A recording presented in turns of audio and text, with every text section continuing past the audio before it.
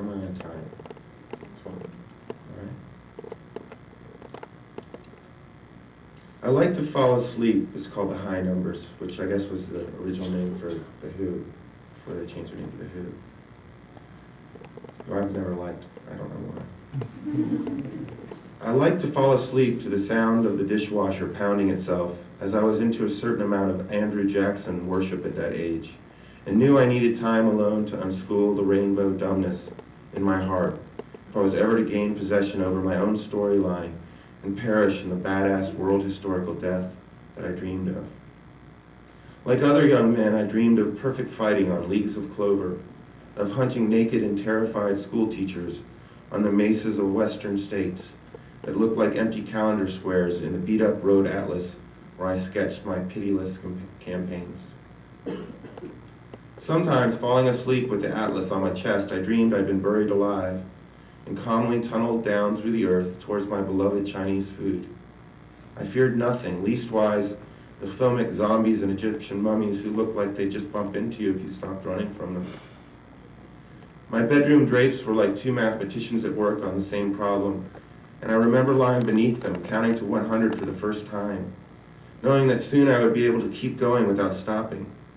I imagined that as an adult, I would count into the very high numbers, leaving the rest of civilization behind to bitch about traffic as if they weren't a part of it.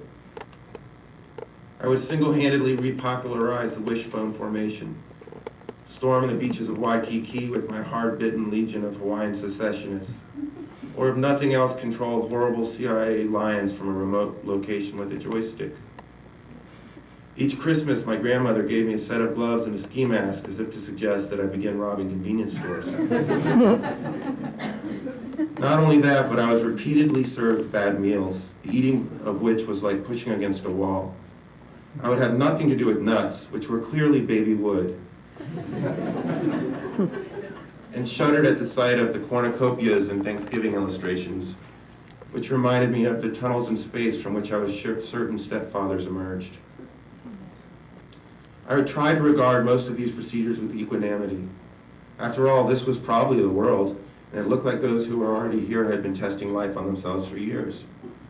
That they had placed confusion on a pedestal, screwed themselves by worshiping the impenetrable, and then lamely tried to broker a love and loyalty clause into the deal as a gesture of further abdication was no business of mine. I know what you're thinking. People should file their childhood under W for who cares. But ease off, friend, for the mind must attend to the things that it's just beginning to understand. Like how I could grow up to be the soft, ineffectual synthesis of untold compromises that I am today. A man who tosses off sentences like, the key to the liquor cabinet's underneath the fern, and worries about outliving the actuarial tables. Sometimes when I can't sleep and go out for a walk, the old fierceness rises up inside me and I say, I believe I can show this town something. But it soon crumples under the knowledge that all of us are existing at the mercy of tomorrow, stumbling forward under the weight of our individual lives, and the fear just leaves me gasping. This is called the Irish Space Program, which I was reading all the Hemingway stories this summer. And it's kind of a fantasy of a 19th century Englishman on vacation in Ireland. The day was hot and it was not cold.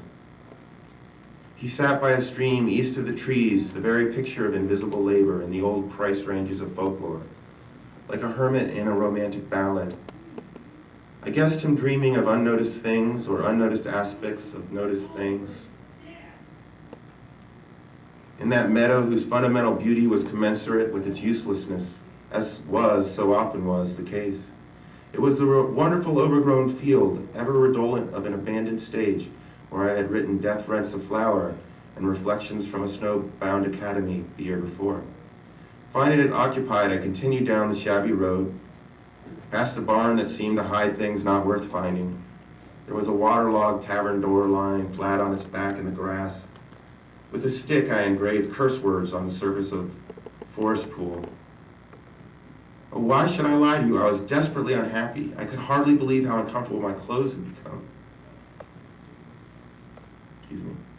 Was I to return to the wobbling candlelight of the inn to gamble for nightingales with West Country earls? These forests were just voids with bears inside. I could have not felt more harassed if it had been raining carrots. I turned on my heels and headed back, determined to eject that hermit from my thinking spot. Hatred came flipping down my forearms. Any refusal would be met with super refusal. It was not for nothing that I called my hands the Wild Fives. But upon returning, I found my pastoral arena depopulated once again. I took a seat and turned an ear to the birds inside the sky. So only 10 bad minutes had been appended to my life. Leaves fell in soft corkscrews. A lone rabbit hopped by. The day was hot and it was not cold. I'll just read 2 more.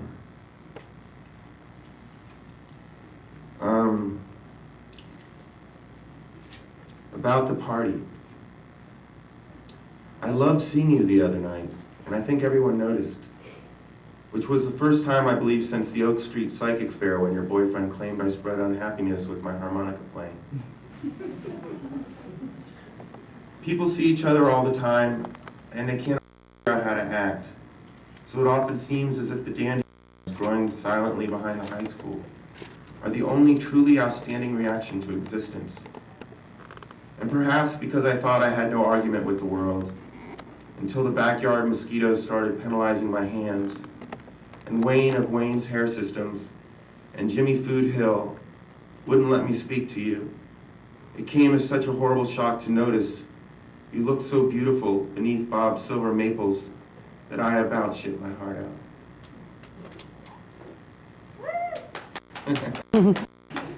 That's for the ladies.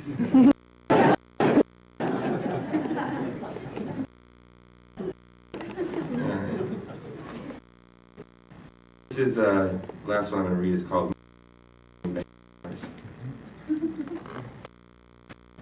For a solid month I tried to think of something new.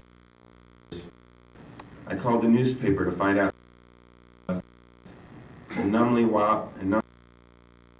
over a pile of high heel shoes.